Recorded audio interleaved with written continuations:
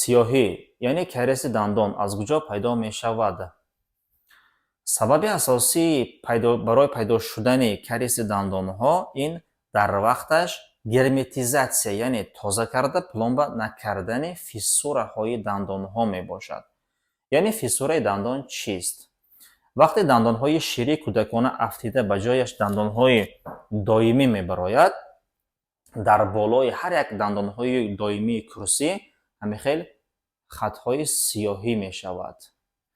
ин дар дандонҳои ҳамаи одамон дар меъёр ҳаст ва баъзеҳо фикр мекунанд ки ин хатҳои сиёҳӣ рӯякӣ аст, аммо ин рӯякӣ намешавад. дар таги ин хатҳо бо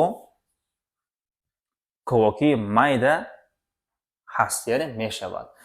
вақте мо ба ин хатҳо, ба ин фиссураҳои сиёҳшуда беэътиборӣ мекунем, яъне тоза карда пломба намекунем, ин хатҳо оҳиста оҳиста калон шуда ба дохилаш боқимандиҳои хӯрок даромада пусида дар дандон ковокии сиёҳшударо яъне кариесро пайдо мекунад.